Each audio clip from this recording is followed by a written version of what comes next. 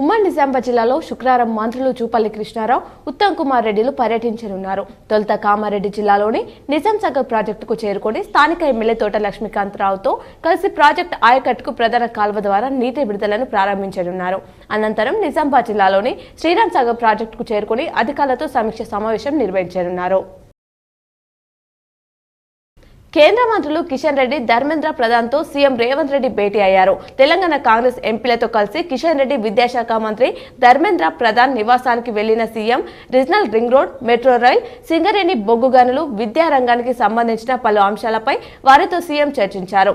కలిసిన వారిలో జహీరాబాద్ ఎంపీ సురేష్ షెట్కర్ ఉన్నారు.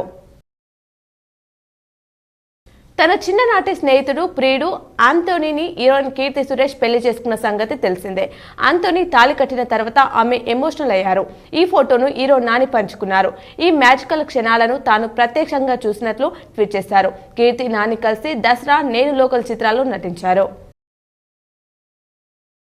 హైడ్రా కూల్చివేతలతో ప్రభుత్వానికి చెడ్డ పేరు వచ్చి ఉండవచ్చని మంత్రి శ్రీధర్ బాబు అన్నారు. ఒకరిద్దరు అధికారులు అత్యుత్సాహం వల్ల ఇలా జరిగి ఉంటుందని, దాన్ని సవరణ చేసుకోవాల్సిన బాధ్యత ప్రభుత్వంపై ఉందన్నారు.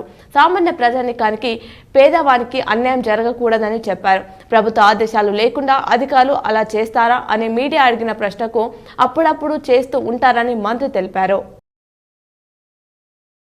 భర్తలందరూ భార్యల మాటలు వినాలని ఐకాన్ స్టార్ అల్లు అర్జున్ అన్నారు.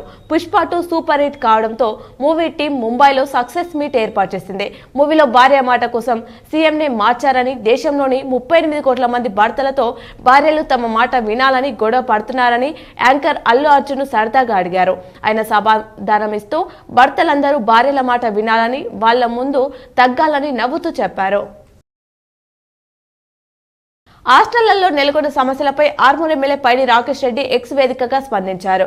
గురుకుల వ్యవస్థ నిర్వీర్యానికి కాంగ్రెస్ కుట్ర పన్నిందా? అన్నం బదులు పురుగుల బువ్వ, చదువులకు లేవు సౌలతులు, కాలం చెల్లిన మందులతో నిర్లక్ష్యం, 100 మందికి ఒక టాయిలెట్, పేద మధ్య తరగతి పిల్లలకు విద్యను దూరం చేస్తారా అంటూ మండిపడ్డారు. ప్రభుత్వం ఆశా వర్కర్లను విధుల నుంచి తొలగిస్తే మరో పోరాటం తప్పదని ఎమ్మెల్సీ కవిత హెచ్చరించారు. ఎన్నికల సమయంలో కాంగ్రెస్ ఆశలకు ఇచ్చిన హామీలు అమలు చేయాలని, వారి డిమాండ్లను పరిష్కరించాలని, ఆందోళన చేస్తున్న ఆశా వర్కర్లను విధుల నుంచి తొలగించాలని ప్రభుత్వ ఆలోచన సరికాదన్నారు. గురువారం ఓ ప్రకటన విడుదల చేశారు. ఆశలను విధుల నుంచి తొలగించాలన్న ఆలోచనను వెంటనే విరమించుకోవాలని ప్రభుత్వాన్ని డిమాండ్ చేశారు.